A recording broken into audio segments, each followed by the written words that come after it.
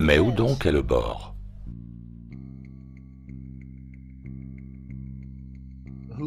Qui dit qu'il y a un bord et pourquoi supposer qu'il y en ait un?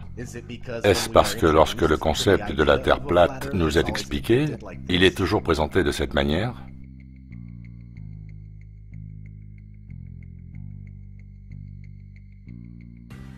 Dans le modèle actuellement le plus accepté, l'Antarctique n'est pas un continent, mais une masse de glace de 360 degrés qui retient les océans à l'intérieur.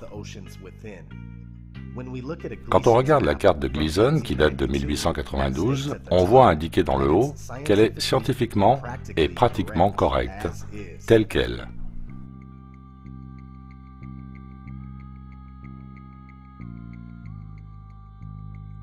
On peut y voir le rebord de glace de l'Antarctique. La carte de Gleason est fondamentalement une projection azimutale équidistante, dont l'origine remonte à l'an 1000. La carte AE est également la carte officielle de l'United States Geological Survey, USGS, ainsi que le logo officiel de l'Organisation des Nations Unies. Le plus ancien globe connu dans le monde date de 1492. Ceci est quelque chose que vous devez garder à l'esprit, car beaucoup de gens soutiennent que la carte de l'azimutal équidistant est juste une version aplatie du globe, alors qu'en fait c'est le globe qui est juste une version arrondie de cette véritable carte plane du monde. Si la carte du monde plat est venue en premier avec la capacité de se convertir en un globe sans aucun problème, alors ceci devrait vous donner une idée de la manière dont la Dupree a pu être réalisée. Maintenant, revenons à la question, y a-t-il un bord ou pas? Il n'y a aucune preuve qu'il y ait un bord, une fois passé le mur de glace de l'Antarctique. Mais il est supposé par beaucoup que le plan sur lequel nous vivons est soit extrêmement étendu, soit sans aucune limite. Dans ces deux scénarios, il est logiquement envisagé que de la masse terrestre a été cachée au grand public.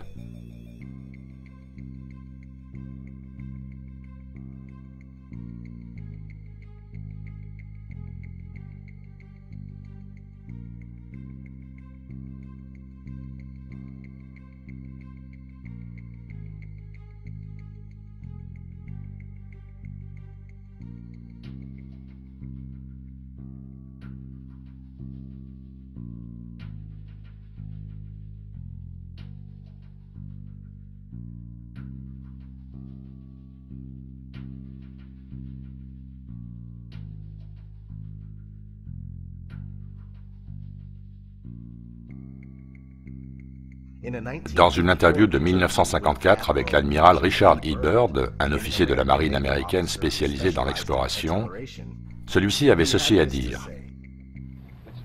Mais étrangement, il reste dans le monde une zone aussi grande que les US, qui n'a jamais été foulée par l'homme, qui se trouve au-delà du pôle, de l'autre côté du pôle sud, depuis l'Amérique centrale. Et je trouve tout à fait surprenant qu'il y ait une aussi grande zone inexplorée, insinuant qu'il y avait plus de masse terrestre au-delà de l'Antarctique. Si cette terre inhabitée était sur un globe, elle se situerait dans l'océan Indien. Une découverte récente d'une ancienne carte bouddhiste dans un journal de 1907 semble soutenir l'idée d'une vaste plaine avec beaucoup de terre.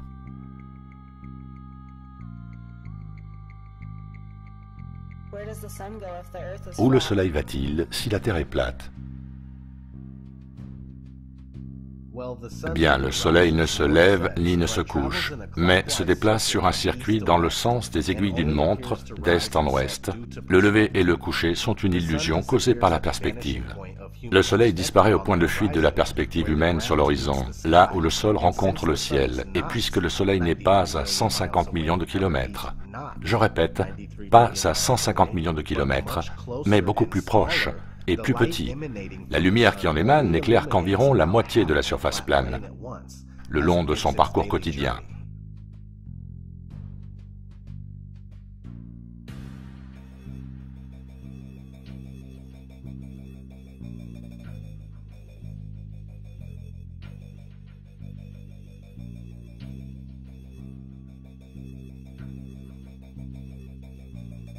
Vous n'avez pas l'impression qu'il vient vers vous?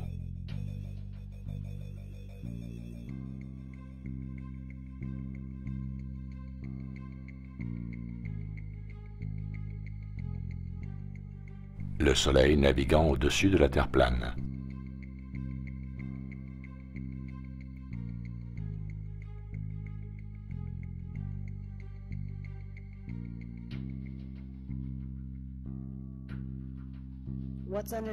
Qu'y a-t-il sous la Terre plate?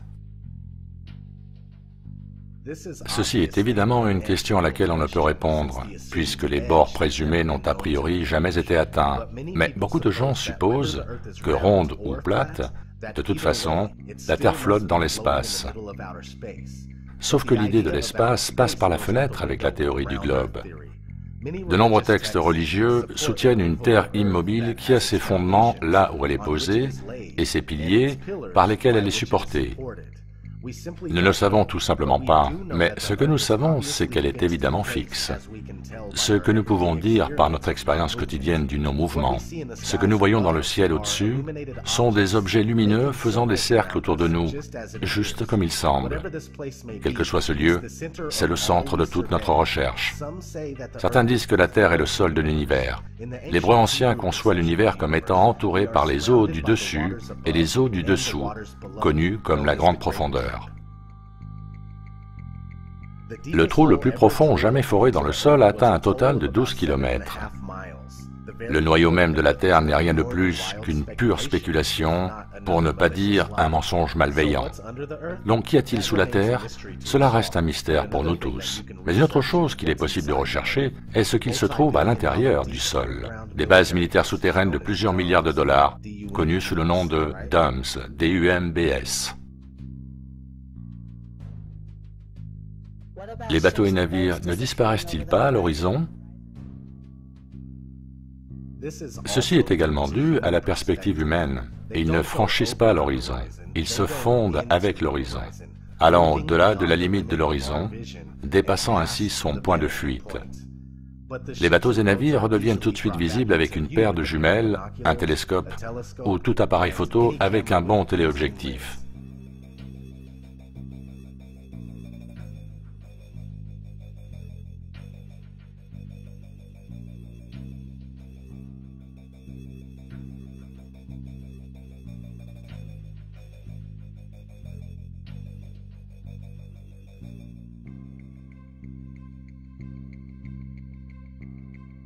Une grande question à se poser est pourquoi n'apercevons-nous pas une rotondité évidente à partir de 36 km d'altitude, alors que beaucoup de gens prétendent que la courbure supposée peut être vue à partir du sol en regardant les bateaux. Cela n'a aucun sens.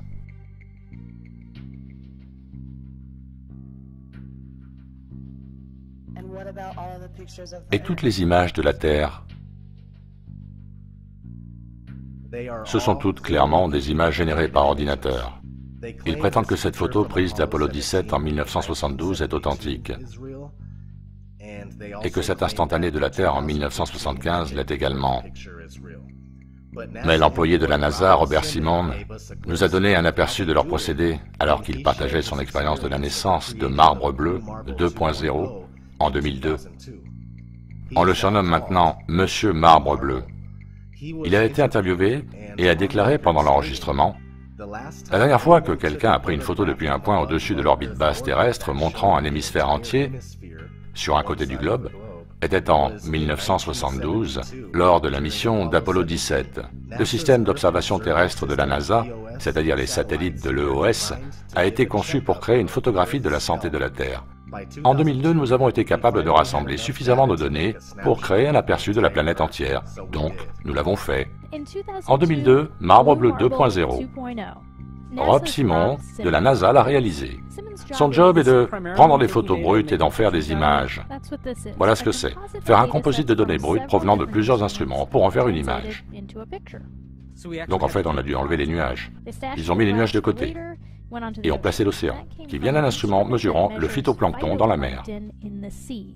Pour un niveau faible, j'ai augmenté le bleu foncé, car il se trouve au milieu de l'océan la plupart du temps. Et pour un niveau plus haut, c'est un peu plus vert brillant. Ensuite, on rajoute les nuages. Mais il y a un léger problème, car il existe un petit décalage entre chaque orbite, donc on les peint. C'est photoshopé, mais on n'a pas le choix. Ensuite, on a un calque pour simuler l'atmosphère. Et puis, il y a cette tache lumineuse, appelée le surligneur spéculaire. C'est la réflexion du soleil sur l'eau. Ça, ce sont les éléments, mais on ne peut pas juste les fourrer tous ensemble. Ça n'est pas réaliste. C'est trop plat, les nuages sont transparents, donc j'utilise beaucoup mon clavier. Il faut de l'art pour créer le monde. Voilà comment je l'imagine. Malheureusement, je ne suis pas un astronaute. Je ne suis jamais allé dans l'espace. Mais j'ai regardé ces images encore et encore pour en comprendre l'essence. C'est photoshopé, mais il faut que ça le soit.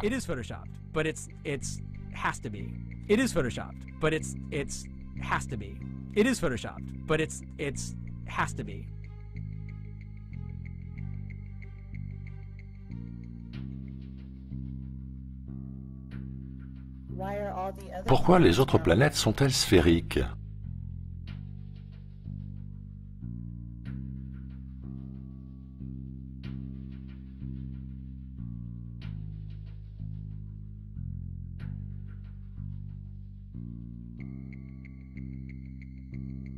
Lorsque vous comparez des images d'amateurs prises par des appareils de qualité professionnelle avec des images officielles de la NASA de planètes et d'étoiles, il est clair que les images de la NASA sont toutes générées par ordinateur, tout comme celles de la Terre.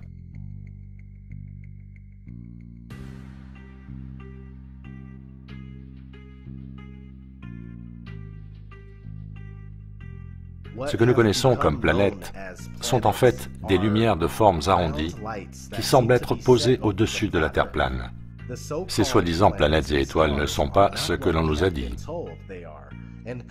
Et faire la comparaison de ces objets lumineux dans le ciel avec la Terre qui est sous nos pieds pour tenter d'en prouver sa prétendue rotondité est très inefficace.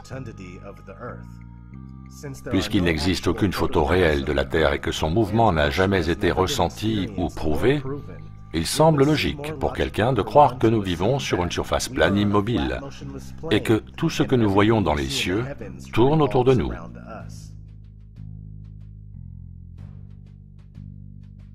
Quid des satellites et du GPS? Aussi fou que cela puisse paraître, les satellites sont un canular. Ne vous êtes-vous jamais demandé pourquoi il n'y a jamais de satellite endommagé ou décrochant de son orbite? Et pourquoi leur fonctionnement n'est pas altéré par les écarts constants de température entre le chaud et le froid? C'est surprenant qu'ils ne fondent pas dans la thermosphère qui est à plus de 2000 degrés. Et quand je me mets à regarder la Lune, je me demande pourquoi nous ne voyons jamais les satellites. Saviez-vous qu'il y a des milliers de kilomètres de câbles de fibre optique au fond des océans, par lesquels transite 90% de la communication globale, Internet, téléphone, etc. Le GPS, lui, fonctionne grâce à des tours cellulaires. C'est un système de triangulation. Vous avez dû remarquer ces grandes tours un peu partout, en vous demandant peut-être ce qu'elles étaient. La télévision par satellite n'est juste qu'un signal radio amélioré, géré par les tours au sol, comme la vieille antenne télé. L'auteur de science-fiction Arthur C. Clarke a proposé l'idée de satellite géostationnaire en 1945 dans un magazine appelé Un monde sans fil. Et 20 ans plus tard, en 1965, le premier succès de mise en orbite géostationnaire d'un satellite de communication fut annoncé.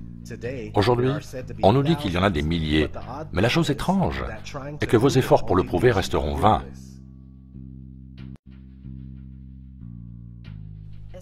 Le cosmos est-il réel?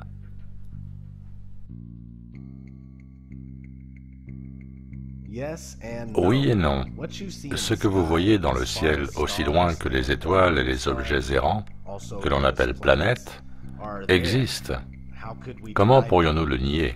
Nous ne savons pas ce qu'elles sont réellement, mais elles sont là.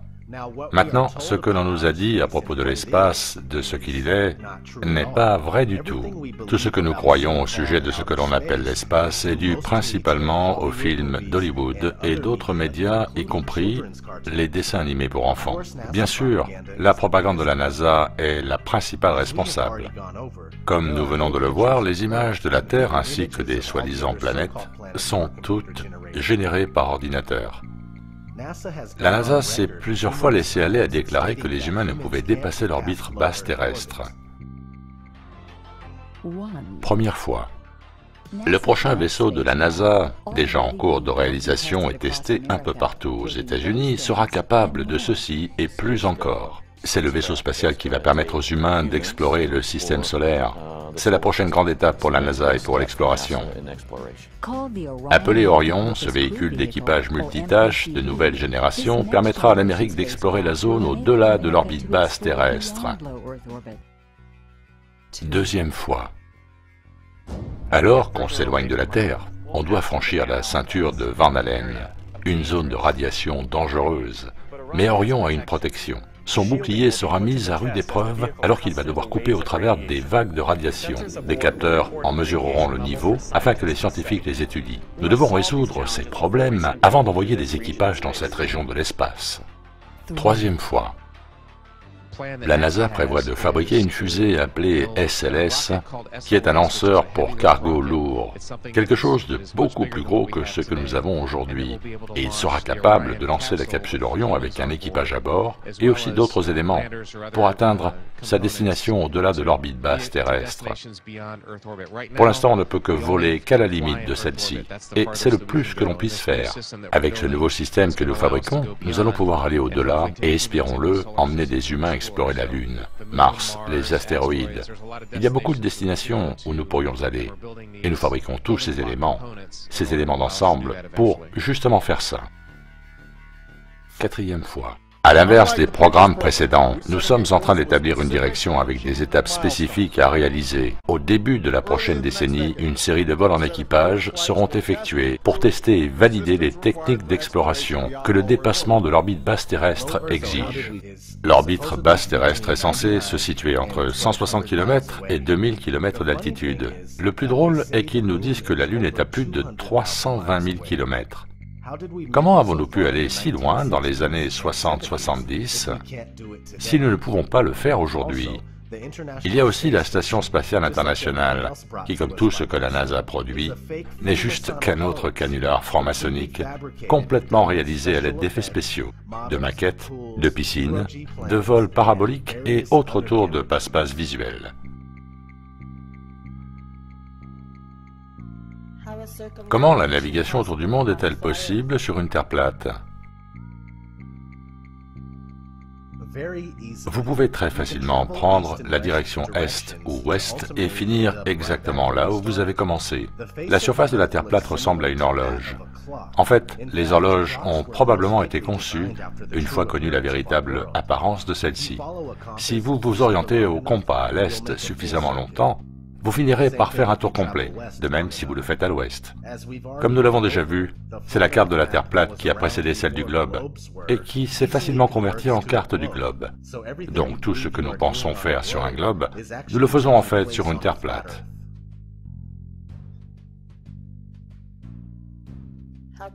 Comment se fait-il que la Lune soit à l'envers dans l'hémisphère sud? Ceci est très simple à expliquer. Quand quelqu'un se trouve dans ou sur la partie nord de la Terre, il voit la Lune sous cet angle. Quand quelqu'un se trouve sur la partie sud de la Terre, la Lune est vue de l'autre côté. Il la voit sous un autre angle, sous l'angle opposé. C'est aussi simple que ça. Imaginez que vous colliez une image de la Lune au centre de votre salon. Selon l'endroit où vous vous trouvez dans la pièce, la Lune sera vue différemment. Quand vous abordez cette question, gardez à l'esprit que la phase de la Lune ne change jamais. Sur une Terre sphérique, nous pourrions nous attendre à la voir changer, mais cela ne s'est jamais produit.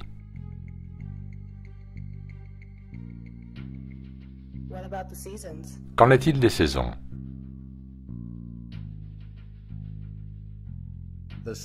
Le Soleil est proche et petit, et circule autour et au-dessus de la Terre plate dans un schéma de spirale. Au-dessus du tropique du Cancer pendant les mois d'été de la partie nord, au-dessus du tropique du Capricorne pendant les mois d'hiver de cette même partie. Donc, lorsque le Soleil est à son point le plus éloigné du pôle Nord, le centre de la Terre plate, c'est l'hiver dans le nord et l'été dans le sud. Dans la mesure où le Soleil est beaucoup plus proche et plus petit que ce que l'on nous dit, le déroulement des saisons est beaucoup plus logique. Si le Soleil était à 150 millions de kilomètres et avait un diamètre de 640 000 kilomètres, nous n'aurions pas ces fluctuations de température.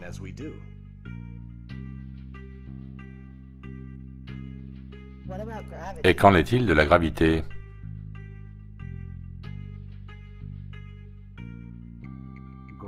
La gravité est nécessaire au bon fonctionnement de la théorie de la Terre toupie. Les gens croient sans hésiter qu'il est impossible d'être éjecté d'un globe toupie qui fonce à travers le cosmos à des vitesses impossibles à comprendre, et cependant refuseront l'évidence d'une surface plane qui ne bouge pas. La gravité sert de bouc émissaire pour tout ce qui ne peut pas être expliqué et n'a jamais été prouvé. Les raisons pour lesquelles les choses tombent ou flottent s'appellent densité et flottabilité. Quelque chose plus lourd que l'air tombera, quelque chose plus léger que l'air flottera. Très simple. Votre téléphone est plus dense que l'air, donc si vous le lâchez, il tombe. Tout fonctionne grâce à la densité. Point besoin d'y rajouter quoi que ce soit. Je cite, « Les partisans de l'astronomie selon Newton prétendent que la loi de la gravité est la plus grande découverte de la science et la pierre angulaire de l'astronomie moderne. Par conséquent, si nous pouvons prouver que la gravité n'est que pure supposition, qu'une vue de l'esprit, qu'elle n'existe nulle part ailleurs que dans la tête de ces théoriciens et partisans, alors toutes les hypothèses de cette science prétendument moderne tombent à plat, aussi plat que la surface des océans. Et cette science des plus exactes, ce magnifique exploit de l'intellect, devient d'un seul coup la plus ridicule des superstitions et l'imposture la plus gigantesque jamais faite à l'ignorance et à la crédulité. » Thomas Kinship, Zététique, Cosmogénie. Qu'en est-il de l'effet Coriolis?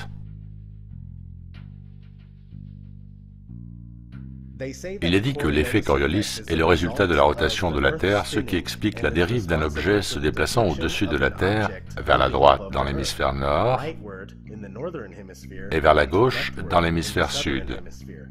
Le problème est que les cyclones ou bien l'eau dans un lavabo ne sont pas des éléments toujours prévisibles et sont connus pour tourner dans les deux sens, quel que soit l'hémisphère. Une autre contradiction qui prouve la non-validité de l'effet Coriolis est le fait que les engins volants au-dessus de la Terre n'en tiennent pas compte. Si une balle se déplaçant à 2700 km/h doit tenir compte de l'effet, alors un avion volant à 900 km/h devrait le faire également.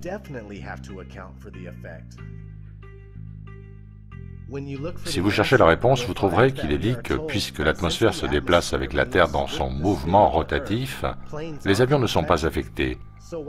Alors pourquoi les balles le seraient-elles, surtout si elles vont beaucoup plus vite qu'un avion de ligne?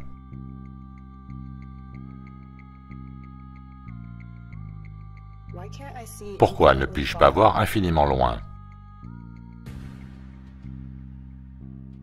Ceci est pour les gens qui se demandent pourquoi ils ne peuvent pas voir certaines choses dont ils pensent qu'elles devraient être visibles si la Terre était plate. On m'a souvent demandé pourquoi ne pouvait-on pas voir le mont Everest de n'importe quel point de la Terre.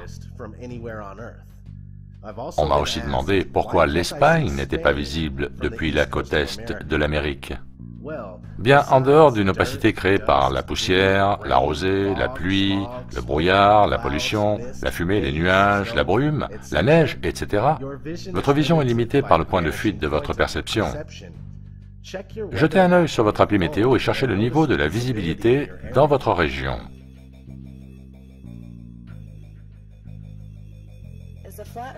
La Terre plate est-elle un fait religieux? Oui et non. Je dis cela parce que moi-même, je ne suis pas religieux. Plutôt qu'une foi aveugle en quelque chose, je préfère connaître les faits du mieux de mes capacités, et les faits sont que la courbure et le mouvement de la Terre n'ont jamais été prouvés. La Bible, sans aucun doute, supporte la théorie d'une Terre plate et fixe. Le livre d'Enoch, approuvé par la Bible et qui en fait très certainement partie, décrit une Terre stationnaire plate et fermée à grand renfort de détails.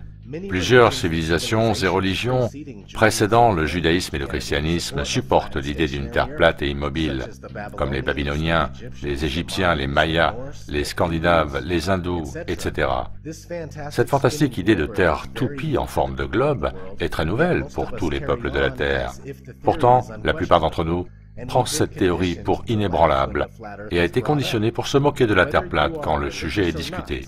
Religieux ou non, vous pouvez constater la Terre plate par vous-même. La Société de la Terre plate est-elle la cause de la résurgence de la Terre plate? Non, la Société de la Terre plate est conçue comme une unité de maîtrise, comme des gardiens du temple qui disent la vérité sur certaines choses, mais mentent sur d'autres choses dans le but d'apparaître stupide ou de vous aiguiller dans une mauvaise direction. Par exemple, voilà ce qu'ils ont à dire à propos de la gravité. Dans le modèle de Terre plate, plutôt qu'une force, c'est surtout l'accélération verticale constante de la Terre plane. La Terre est en accélération permanente vers le haut, produisant un G, ce qui équivaut à l'accélération gravitationnelle du modèle du globe. Tout comme la force de la gravité, l'accélération de la Terre produit plusieurs phénomènes couramment observés dans la vie quotidienne. Si ça ne vous rebute pas, alors je ne sais pas quoi le fera. Le débat de la Terre plate n'est jamais mort. Il a simplement perdu en intensité. Il y a toujours eu de vrais platériens parmi nous.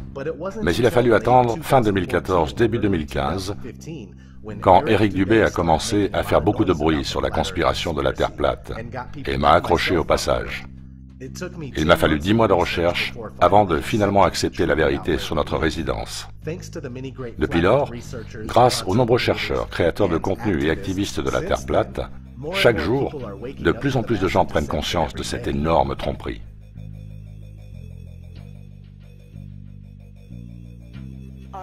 Est-ce que les scientifiques, les pilotes et les membres du gouvernement sont dans le coup?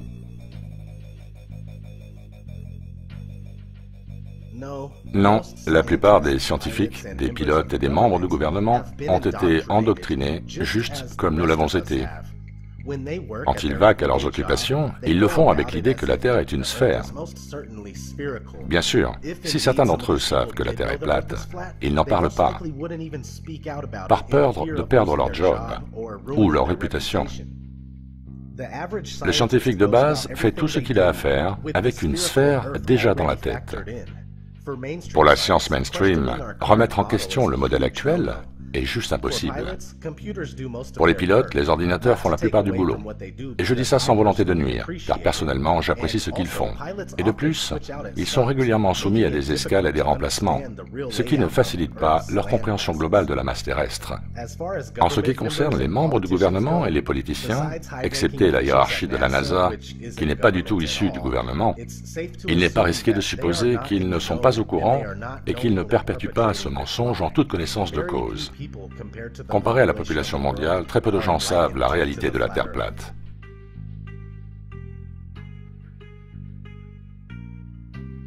La NASA n'est pas la seule agence spatiale. Les autres sont-elles complices? La réponse est oui. Voici un court extrait de ce que vous devez savoir. Le vecteur, le logo officiel de la NASA. N'avez-vous jamais regardé le logo de la NASA, à la fois celui de l'insigne officiel et celui du tampon officiel? Vous remarquerez que ce qui ressort le plus dans ce tampon est cet objet fourchu rouge. Ils l'appellent le chevron ou le vecteur. Si vous demandez au service relations publiques de la NASA pourquoi ils utilisent ce symbole de manière si évidente dans leur logo et tampon, ils vous diront ce qui correspond à une version standard facile à comprendre pour le Pékin de base. Ils vous diront que c'est la représentation d'une aile hypersonique conçue dans les années 50, à l'époque où le logo a été créé. Pas tout à fait ça.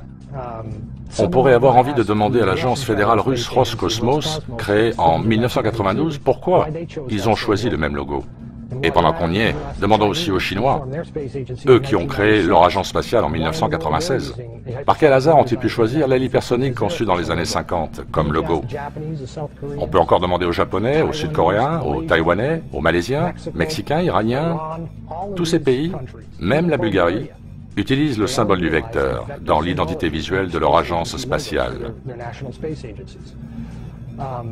Ça va même plus loin. Vous pouvez jeter un coup d'œil aux insignes de chacun des programmes habités de la NASA, comme celui de Mercury par exemple. Une utilisation flagrante du symbolisme occulte dans chaque logo de ce programme. On voit ce qui ressemble à un chiffre 7 dans leur logo. Et là encore, la version de la NASA est qu'ils rendent hommage aux 7 astronautes de Mercury, oubliant quelque peu qu'il n'y avait que 6 astronautes du programme Mercury à aller dans l'espace. Le 7e ne l'a jamais pu. Il a eu un problème de cœur et n'a pas pu aller là-haut. Il n'y avait donc que 6 astronautes sur Mercury.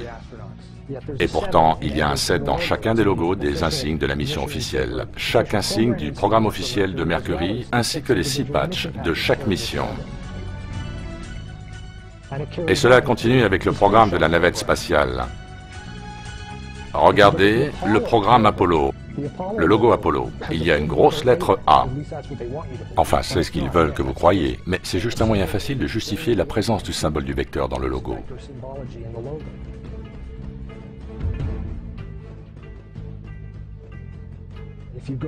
Pour la navette spatiale, le patch original du programme STS Navette Spatiale est un motif triangulaire qui, une fois de plus, masque l'emploi du vecteur ou chevron symbolique. Il en va de même pour nombre d'insignes de mission spécifiques. Chacun des patchs des expéditions de la Station spatiale internationale intègre le symbole du vecteur. La Station spatiale russe l'utilise aussi, c'est leur logo officiel. On peut même encore aller plus loin, vers les complexes militaro-industriels. Regardez les logos de sociétés comme Lockheed Martin. 2 vecteurs. Le logo X-Prize, Ames Research Labs, le Space Command US. Là, on est dans le domaine de la défense. United States Space Command. Leur logo est un vecteur. Et si vous prenez chaque programme spatial militaire, tous, sans exception, l'intègrent dans leurs insignes. Et finalement, la question devient, à qui ou à quoi ces gens rendent-ils vraiment hommage? Regardons un lever de terre de la NASA. Et maintenant, regardons celui de JAXA. Vous y croyez?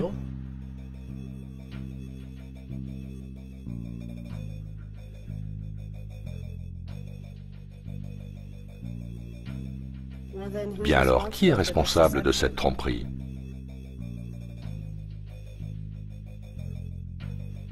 Vous découvrirez que les Jésuites et le Vatican ont toujours été intimement impliqués dans toutes les affaires liées à l'espace, possédant le tout premier télescope et propriétaires à ce jour des plus importants observatoires et télescopes du monde. Les Jésuites ont activement répandu la théorie de l'héliocentrisme pendant 500 ans, tout en enterrant des milliers d'années de cosmologie de la Terre plate. Les Jésuites décident de tous les pouvoirs que nous connaissons et ont été impitoyables dans leur quête de domination du monde depuis des siècles. Peu importe qui doit périr ou ce qui doit être fait pour pouvoir établir un ordre mondial à partir du chaos. Soit ils gouvernent directement, ou bien sont partenaires de gens comme les Rothschild ou de nombreux autres banksters internationaux, de sociétés secrètes comme les francs-maçons et les juifs sionistes, et plus particulièrement les juifs sionistes aux postes clés. Ils règnent sur toutes les agences de l'alphabet et les think tanks gouvernementaux, y compris la NSA, la CIA, le FBI, le Mossad, le KGB, la Table Ronde, le Comité des 300, l'Institut Tavistock, le Lucis Trust Publishing, le groupe Bilderberg et le Council of Foreign Relations, avec également la représentation gouvernementale et législative comme la présidence du Congrès des États-Unis et de la Cour suprême. L'ordre des Jésuites est dit avoir été établi par les Juifs, montrant à nouveau que les Juifs sont derrière certains des plus grands canulars de l'histoire, y compris l'Holocauste. Les francs-maçons sont eux aussi répartis partout dans le monde pour faire avancer la cause au service des élites Illuminati.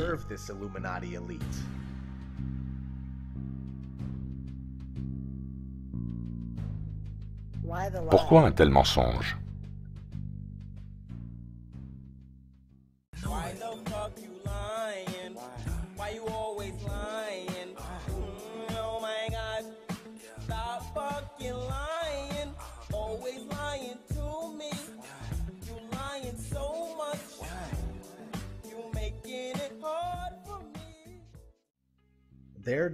Leur volonté est de nous convaincre que nous ne sommes rien de plus qu'une des septillions de planètes fonçant à travers l'espace infini. Septillions? Mais où est-ce qu'ils vont chercher ces chiffres? Un septillion a 24 zéros. Ils veulent que nous pensions que nous ne sommes qu'un accident cosmique généré par le Big Bang il y a 14 milliards d'années. Encore une fois, où obtiennent-ils tous ces chiffres? Impossible de savoir comment ils en arrivent à cette conclusion. Ils ne veulent pas que nous sachions qui nous sommes. Ils veulent nous faire croire que la vie est insensée, que la vie extraterrestre est réelle et que nous en sommes issus. Ne cherchez pas plus loin que le vieux Yoda pour la propagande, sans parler des innombrables séries et films avec lesquels ils nous programment. Ce n'est pas juste la Terre plate contre le globe, c'est beaucoup plus gros que ça. Quel que soit leur plan, il leur fallait nous enfermer dans cette idée de Terre sphérique avant de pouvoir continuer. Ils peuvent soit nous remplir d'effroi par le truchement d'une fausse invasion extraterrestre, ou la fausse révélation d'êtres aux origines galactiques lointaines, vivant parmi nous depuis toujours. Qui sait? Une autre raison de vouloir cacher la Terre plate est leur volonté d'occulter des masses de terre. Si on parle d'une vaste plaine avec des zones au-delà de l'Antarctique, comprenant d'autres océans, d'autres masses terrestres, alors une manière efficace de s'en débarrasser est d'envelopper tout ça autour d'un globe, induisant l'idée qu'il n'y a plus rien à découvrir, que tout a déjà été fait. Le globe s'avère être un esclavagisme accompli pour un esprit curieux. J'aimerais être un explorateur comme le grand Magellan. Oh là, trop tard mon grand, il n'y a vraiment plus rien à explorer. Quelle est la vraie signification de la Terre plate? Cela signifie que l'origine de l'homme nous est volontairement cachée. Hommes, femmes, enfants, on vous trompe à une échelle tellement massive. Terre plate close, terre plane à l'étendue infinie, ou même une terre plate sans limite avec un plafond sans barrière, ou pourquoi pas une autre surface plane au-dessus de nous, ou en dessous de nous. Cela veut dire que cet endroit a été créé, y compris vous. Vous avez été imaginé, vous êtes spécial et vous avez un but. Un but qui vous est subjugué sciemment. Nous sommes censés connaître le monde dans lequel nous vivons et notre raison d'être. Nous avons été mangés tout crus par ce système économique imposé par décret qui exerce un contrôle total sur tout et qui produit notre réalité fabriquée. La plupart d'entre nous sait qu'il ou elle est esclave. Et quoi de surprenant que de tenter de s'échapper à travers les films, les séries télé et les jeux vidéo, qui de plus renforcent le conditionnement. Nous ne sommes pas censés vivre comme ça. Et la connaissance de la Terre plate est un pas dans ce sens. C'est quelque chose qu'il est impossible de nous enlever. C'est l'énergie dont nous avons besoin pour faire comprendre à ces bâtards que nous ne tomberons pas dans le siphon de l'ignorance. Nous n'accepterons pas leur modèle d'autorité unique qui prétend contrôler tout esprit et toute matière. Ouvrez votre esprit à la Terre plate et libérez-vous de l'emprise du globalisme. Il est temps de nous lever et de décider de notre sort et de celui de notre belle Terre. Tout ce que je veux savoir, c'est qui vient avec moi.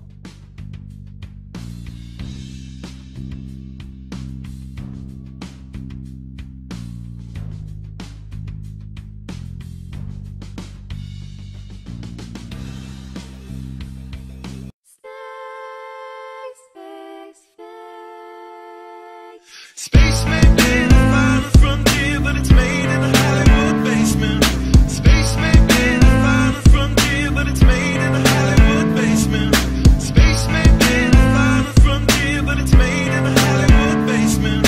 Space may be the final frontier, but it's made in a Hollywood basement. Have you ever dreamed of going up to outer space? Or maybe meeting other beings from another place? Have you ever wondered what it's like on other planets? Then you watch a science show and come to believe you understand it. You feel empowered by the knowledge and you feel enlightened, listening to Bill Nye and Neil deGrasse Tyson. But then you wake up and you start to see the obvious. Life is just a lie and this whole world ain't what we thought it was. NASA's missions to the moon were never completed. They just filmed them in a room and people believe it. I used to wonder what it's like to be an astronaut. Now when I see them acting, I can't help but to laugh a lot. They give us cartoons and they claim that we live on a ball, but it's flat and it's not moving or spinning at all. Why you lying to us, man? That's something that we want to know. After that you're gonna have to pack up all your stuff and go. Space may be the final frontier, but it's made in a Hollywood basement. Space may be the final frontier, but it's made in a Hollywood basement. Space may be the final frontier, but it's made in a Hollywood basement. Space may be the final frontier, but it's made in a Hollywood basement. History has been rewritten by winners of wars, the Jesuit order, Khazars, Freemasons and more. They pulled the veil over our eyes and it's time to awaken. Through organized indoctrination our minds have been taken. It's time we take our power back and we rescue our people. The Vatican and the bankers are like Resident Evil. They may have had the greatest plan that was ever concocted, but Illuminati never thought that they'd ever be spotted. They're manufacturing reality all in our heads. They tell us if the earth is flat then we'll fall off the edge, but if it is a spinning ball we won't fall off it then. And gravity is our imaginary magic friend. Why is water always flat when unmanipulated? Why are pictures of the earth computer generated? Why you lying to us, man? That's something that we want to know. After that you're gonna have to pack up all your stuff and go. Space may be the final frontier, but it's made in a Hollywood basement. Space may be the final frontier, but it's made in a Hollywood basement. Space may be the final frontier, but it's made in a Hollywood basement. Space may be the final frontier, but it's made in a Hollywood basement. Space may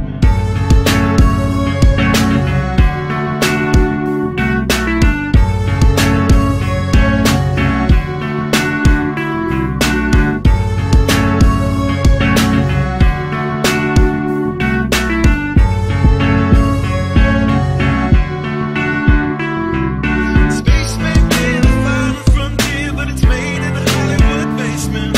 Space may be the final frontier, but it's made in a Hollywood basement. Space may be the final frontier, but it's made in a Hollywood basement. Space may be the final frontier, but it's made in a Hollywood basement. Dear NASA, it's becoming 100% crystal clear that you and the other space programs that are in operation are connected and are deceiving the entire world. More and more people are waking up every single day, and we are now able to see right through you. But what we really want to know is, why are you lying? Sincerely, me and the great people of this earth.